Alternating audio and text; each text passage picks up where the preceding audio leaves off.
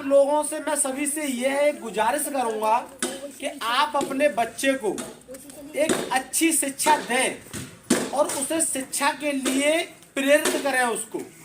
आप बताइए कि आपके बच्चे के पास एक अच्छी शिक्षा होगी तो क्या वो किसी की मेहनत मजदूरी करेगा? अरे उसके पास एक अच्छी शिक्षा होगी तो वो निश्चित कहीं ना कहीं अपनी नौकरी लगाएगा या फिर अपना कोई एक बिजनेस खोल लेगा या अपनी कोई कंप्यूटर की दुकान खोल लेगा। और मैं आपको बता दूं, आप अपने बच्चों को एक ऐसी सीख दीजिए जो हमेशा एक अच्छी सीख हो, पॉजिटिव हो। जैसे मान लीजिए कि किसी बर्तन में दूध रखा है और वो आधा गिलास भरा हुआ है, तो आप उसको ये ना कहिए कि इसमें देखो आधा गिलास खाली है दूध का, उसको बोलिए कि ये आधा गिलास भरा हुआ है दूध का। आप खाली कहेंगे तो कहीं ना कहीं अपने मन में, बच्चों के मन में भी एक नेगेटिव थॉट आएगा कि खाली है। अगर उसी गिलास को आप कहेंगे कि आधा भरा हुआ है तो बच्चा कहीं ना कहीं खुश होगा, आपको भी खुशी मिलेगी। नेगेटिव बात का मतलब होता है एक गलत विचार अपने मन में लेकर के आना। जैसे मान लीजिए आप कहें कि गलत मत देखो या बुरा मत सुनो या बुरा मत कहो, इनकी जगह हम ये भी कह सकते हैं कि अच्छा देखो, अच्छा कहो, अच्छा सुनो। एक गलत जो विचार होते हैं वो इंसान के मन में जब आते हैं तो वो उन्हीं तरीके का ही अपने जीवन में विचारों को लेके आता है, वैसी अवधारणाएं भी रखता है।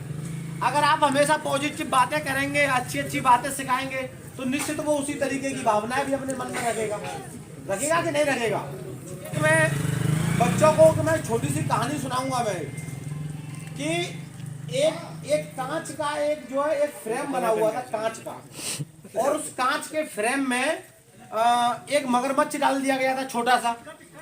तो मगरमच्छ जब भूखा रहता था तो उसके लिए मछलियां लेके आते थे और उस फ्रेम में डाल देते थे ताकि मगरमच्छ जो है उनको खा करके अपनी भूख को मिटा सके। तो ऐसी प्रक्रिया ये बार बार की जाती थी, बार बार। तो क्या हुआ कि जो मछली डालता था उस फ्रेम में, तो उसने क्या किया है कि बीच में एक कांच की दीवार बना दी उसने, और जो मछलियां जो कांच की दीवार के एक साइड में मछलियां डालता था और एक साइड में मगरमच्छ था।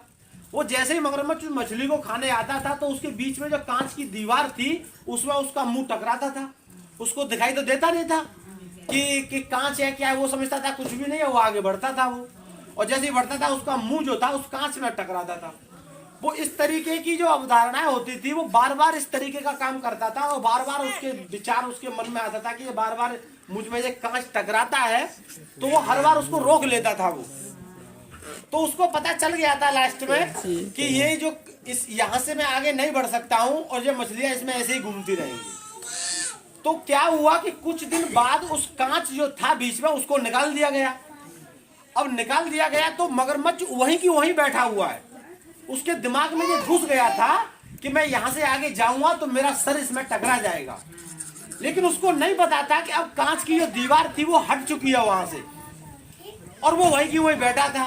तो इस तरीके की जो विचार आए, अगर जिंदगी में कभी कोई आदमी हार महसूस न करे, वो चाहे 10 बार हार जाए, चाहे 20 बार, चाहे 100 बार, उसको अगला प्रयास हमेशा रखना चाहिए और उसका नाम होना चाहिए कि ये मैं फिर से करूंगा, ये मैं जीत के दिखाऊंगा।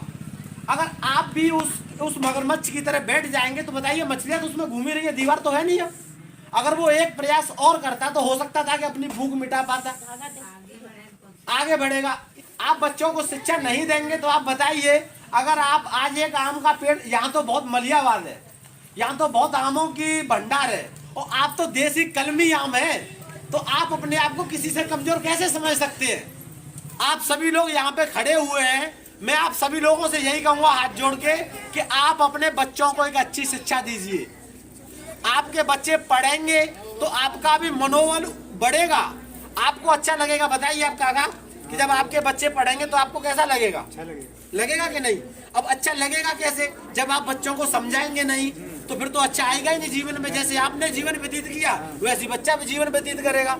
कभी न तो आपको फीलिंग समझ आ पाएगी न बच्चे को कि हम भी कभी कुछ ऊंचा कुछ कर सकते थे या बन सकते थे। लेकिन ये सब करने के लिए करना क्या होगा? आप लोगों को अपने बच्चों को समझाना होगा। उन्हें धूप, अगरबत्ती, सेंट, परफ्यूम, खुशबू की जरूरत नहीं है, उनके हाथ में किताब पकड़ानी होगी। आप लोगों को सेंट, परफ्यूम, खुशबू कितने दिन तक चलेगी? 1 2 4 5 घंटे लास्ट। लेकिन जब ये आप इनके किताब उसके हाथ में पकड़ाएंगे तो ये आजीवन उसका साथ देगी उसका। और इसीलिए मैं लखनऊ से आया हूँ और मैं आप सभी लोगों को किताबें बांटता हूँ। और इसी के लास्ट में मैं आप लोगों से गुजारिश करूंगा कि आप अपने बच्चों को पढ़ाइए जरूर। और एक जोर से नारा लगाइए, जय शिक्षा जय सरस्वती। और जोर से बोलिए, आप पढ़ाई करेंगे कि नहीं करेंगे? ये कि अब हम पढ़ाई करेंगे और किसी की बातों में नहीं आएंगे। अब हम